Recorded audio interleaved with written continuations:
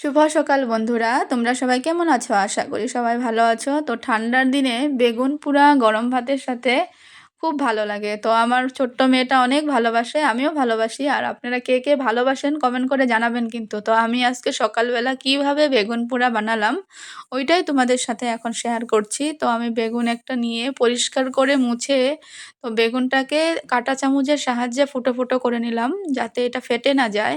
তারপর এর গায়ে আমি সর্ষের তেল মেখে দিলাম। মেখে দিয়ে আমি লো ফ্লেমে উল্টে পাল্টে বেগুনটাকে সুন্দর করে পুড়ে নিলাম। দেখো আমার পোড়া হয়ে গেছে, আর পোড়াটাও খুব সুন্দর হয়েছে। আর বেগুনটা গরম থাকা অবস্থাতে আমি অল্প হাতে জল নিয়ে নিয়ে আমি বেগুনের ছালটা তুলে নিলাম, কারণ ঠান্ডা হলে বেগুনের ছালটা একদমই উঠতে চায় না। আর যদিও উঠে পুরা বেগুনের মাংসটাও লগে মানে চলে আসে।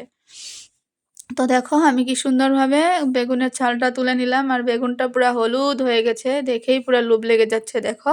তো আমি এখন চাক্কুর সাহায্যে বেগুনের সামনের অংশটা কেটে বাদ দিয়ে দেব, আর বাকি অংশটাকেও চাক্কুর সাহায্যে মানে মিক্স করে নেব। তারপর আমি আগে থেকেই কাঁচা লঙ্কা, কাঁচা পেঁয়াজ, ধনেপাতা কুচি করে কেটে রেখেছি। এখানে এখন পরিমাণ মতো লবণ আর সর্ষের তেল দিয়ে ভালো করে মিক্স করে নেব। মিক্স করে নেওয়া হয়ে গেলে আমি বেগুনটার সাথে আলতো করে মিক্স করে নেব, কারণ পুরা চটকে চটকে মাখলে পরে বেগুনটার গায়ে থেকে জল নেমে আসে বা জল জল হয়ে যায়, তখন খেতে একদম ভালো লাগে না। তো দেখো আমি কিভাবে মাখছি দেখতে পাচ্ছ। তো এরকমভাবে বেগুন পোড়ার সাথে সকালবেলা খেলে ঠান্ডার দিনে খুব ভালো লাগে। আপনারাও খেয়ে দেখবেন। আর আমার বেগুন পোড়া রেসিপিটা আপনাদের কিরকম লাগছে কমেন্ট করে জানাবেন। তো সবাই ভালো থাকেন, টাটা।